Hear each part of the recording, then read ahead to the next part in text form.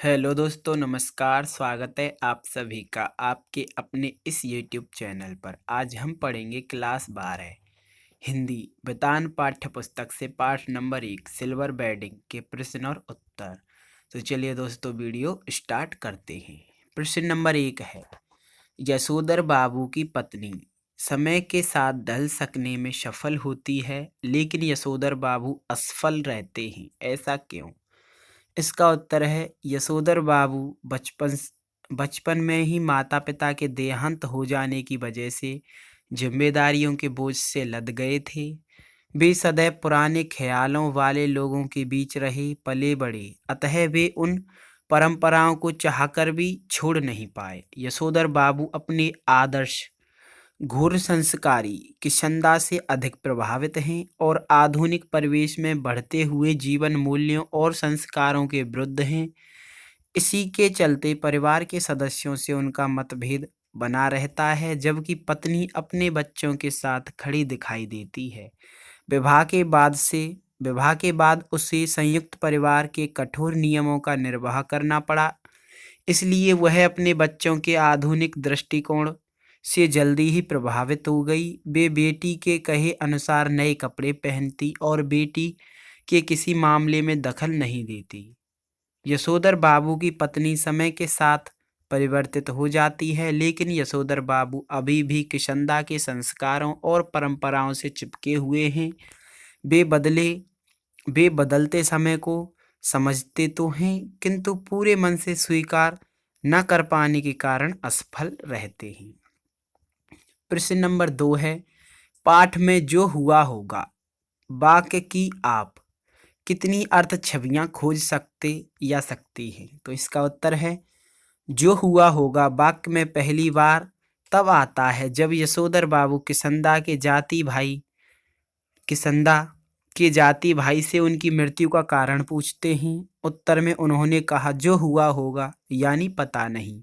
फिर यशोधर बाबू यही विचार करते हैं कि जिनके बाल बच्चे ही नहीं होते, वे व्यक्ति अकेलेपन के कारण स्वस्थ दिखने के बावजूद बीमार से हो जाते हैं और एकाकीपन से उनकी मृत्यु हो जाती है। यह भी कारण हो सकता है कि उन्हें उनकी बिरादरी से घोर अपेक्षा उदासीनता मिली, इस कारण वे दुख से सूख सूख कर मर गए हों।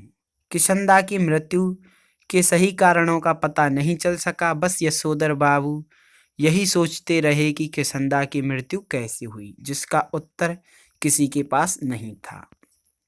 प्रश्न नंबर 3 है, समहाउ इम्प्रॉपर वाक्यांश का प्रयोग यशोधर बाबू लगभग हर वाक्य के प्रारंभ में तकिया कलाम की तरह करते हैं। इस वाक्यांश का उनके व्यक्तित्व और कहानी के कथ्य से क्या संबंध बनता है? तो इसका उत्तर है, यशोधर बाबू लगभग हर वाक्यांश के प्रारंभ में समहाउ इम्प्रॉपर शब्द का प्रयोग तकिया कलाम की तरह करते हैं।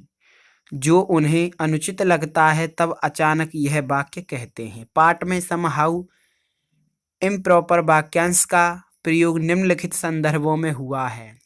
पहला है, साधारण पुत्र को असाधारण वेतन मिलने पर। दूसरा है, स्कूटी की सवारी पर। तीसरा है, दफ्तर में सिल्वर बेडिंग। चारवां है, डीडीए फ्लैट का पैसा न भरने पर। खुशहाली में रिश्तों की उपेक्षा करने पर। छोटे साले के उच्छेपन पर। केक काटने की विदेशी परंपरा पर आदि। इन सर्व संदर्भों से यह स्पष्ट हो जाता है कि यशोधर बाबू सिद्धांतवादी हैं। यशोधर बाबू आधुनिक परिवेश में बदलते हुए जीवन मूल्यों और संस्कारों के विरुद्ध हैं। वे उन्हें अपनाना नहीं चाहते। इसी आदत के कारण अक्सर परिवार से उनका मनमुटाव बना रहता है और असहजता एवं अस्वाभाविकता स्थिति में यह वाक्यांश उनके मुंह से निकल पड़ता है। प्रश्न नंबर 4 है, यशोधर बाबू की कहानी को दिशा देने में किशंदा की महत्वपूर्ण भूमिका रही है। आपके जीवन को दिशा देने में किसकी महत्वपूर्ण योगदान रहा है और कैसे? तो इसका उत्तर है, यशोधर बाबू की कहानी को दिशा देने में किशंदा की महत्वपूर्ण भूमिका रही है। मेरे जीवन को दिशा देने में मेरी बड़ी बहन की महत्वपूर्ण भूमिका रही है। वे पढ़ाई लिखाई खेलकूद सभी में हमेशा आगे रहती थीं उन्हें देखकर मुझे भी आगे बढ़ने की प्रेरणा मिलती थी। वे समय समय पर मुझे मार्गदर्शन भी देती रहीं तथा मेरी कमजोरियों को दूर करने में मेरी पूरी सहायता की। प्रश्न नंबर 5 है, वर्तमान समय में परिवार की संरचना स्वरूप से जुड़े आपके अनुभव इस कहानी से कहाँ तक सामंजस्य बिठा पाते हैं? इसका उत्तर है, इस पाठ के माध्यम से पीढ़ी के अंतराल का मार्मिक चित्रण किया गया है। आधुनिकता के दौर में यशोधर बाबू परंपरागत मूल्यों को हर हाल में जीवित रखना चाहते हैं। उनका उसूल पसंद होना दफ्तर एवं घर के लोगों के लिए सिरदर्द बन गया था। यशोधर संस्कारों से जुड़ना चाहते हैं और संयुक्त परिवार की संवेदनाओं का अनुभव करते हैं, जबकि उनके बच्चे अपने आप में जीना चाहते हैं, पुरानी मान्यताओं को नहीं मानते हैं। अतः मेरे मत से पुरानी पीढ़ी को कुछ आधुनिक होना पड़ेगा और नई पीढ़ी को भी पुरानी परंपराओं और मान्यताओं का ख्याल रखना होगा। ये तभी सामंजस्य संभव है जब दोनों पक्ष एक दूसरे का सम्मान एवं सुख सुविधा का ख्याल रखेंगे। प्रश्न 6 है, निम्नलिखित में से आप कहानी की मूल संवेदना कहेंगी और क्यों? का है हाशिए पर धकेले जाते मानवीय मूल्य, खा पीढ़ी का अंतराल, गा पाश्चात्य संस्कृति का प्रभाव। तो इस पहला खा है पीढ़ी का अंतराल।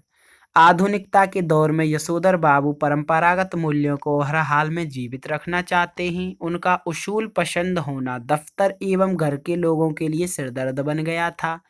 यशोधर बाबू संस्कारों से जुड़ना चाहते हैं और संयुक्त परिवार की संवेदनाओं का अनुभव करते हैं, जबकि उनके बच्चे अपने आप में जीना चाहते हैं। उन्हें पिता का पुराना रवैया अपनी बेइज्जती लगता है। यशोधर भी नए चलन को स्वीकार नहीं करते और नई पुरानी पीढ़ी का यह द्वंद्व चलता रहता है। सांस्कृतिक सामाजिक संरक्षण के लिए स्वस्थ परंपराओं की सुरक्षा आवश्यक है, किंतु बदलते समय और परिवेश में इनकी उपेक्षा नहीं की जानी चाहिए। अतः मेरे मत से पुरानी पीढ़ी को थोड़ा आधुनिक होना पड़ेगा और नई पीढ़ी को पुरानी मगर स्वस्थ परंपराओं और मान्यताओं का ख्याल रखना होगा, तभी सामंजस्य संभव है। प्रश्न नंबर 7 है, अपने घर और विद्यालय के आसपास हो रहे उन बदलावों के बारे में लिखें जो सुविधाजनक और आधुनिक होते हुए भी बुजुर्गों को अच्छे नहीं लगते। अच्छा ना लगने के क्या कारण होंगे? तो इसका उत्तर है, हमारे घर व विद्यालय के आसपास निम्नलिखित बदलाव हो रहे हैं जिन्हें बुजुर्ग पसंद नहीं करते। प्रश्न 1 है, घर से विद्यालय जाने के लिए साइकिलें व मोटर साइकिलों का इस्तेमाल। दूसरा है, लड़कियां लड़कों का एक साथ पढ़ना और मिलना जुलना। तीसरा है, युवा लड़कों लड़कियों द्वारा अंग प्रदर्शन करना। तीसरा है, देर रात तक पार्टियां करना। चारवा है, दिन भर कंप्यूटर इंटरनेट एवं मोबाइल का इस्तेमाल। बुजुर्गों को यह सब अच्छा नहीं लगता क्योंकि जब वे युवा थे उस समय संचार के साधनों की कमी थी। संयुक्त पारिवारिक पृष्ठभूमि के कारण वे युवा अवस्था में अपनी भावनाओं को काबू में करते थे और अधिक जिम्मेदार होते थे। आधुनिक परिवेश के युवा बड़े बूढ़ों के साथ बहुत कम समय व्यतीत करते हैं, इसलिए सोच एवं दृष्टिकोण में अधिक अंतर आ गया है। युवा पीढ़ी की यही नई सोच बुजुर्गों को अच्छी नहीं लगती। प्रश्न नंबर 8 है, यशोधर बाबू के बारे में आपकी क्या धारणा बनती है? दिए गए 3 कथनों में से आप जिसके समर्थन में हैं अपने अनुभवों और सोच के आधार पर उसके लिए तर्क दीजिए।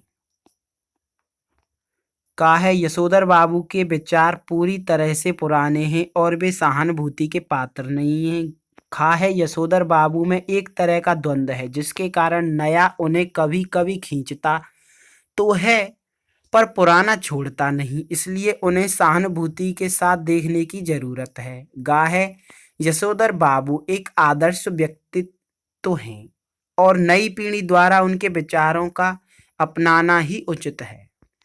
उत्तर है इसका, यशोधर बाबू में एक तरह का द्वंद्व है जिसके कारण नया उन्हें कभी कभी खींचता तो है पर पुराना छोड़ता नहीं, इसलिए उन्हें सहानुभूति के साथ देखने की जरूरत है।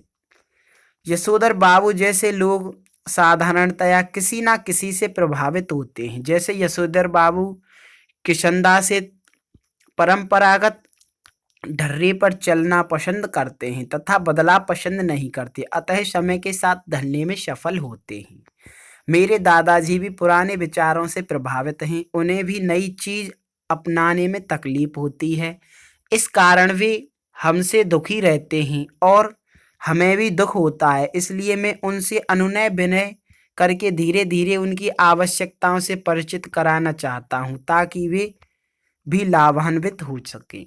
दोस्तों, ये था आज का हमारा वीडियो। अगर आपको वीडियो अच्छा लगा हो तो वीडियो को लाइक करें, अपने दोस्तों के साथ शेयर कर दें। अभी तक चैनल सब्सक्राइब नहीं किया है तो सब्सक्राइब कर दें, बेल आइकॉन को ऑल पर सेलेक्ट कर दें ताकि आने वाले वीडियो के नोटिफिकेशन सबसे पहले आप तक पहुंच सकें। पूरा वीडियो देखने के लिए धन्यवाद। मिलते हैं फिर किसी अगले वीडियो में।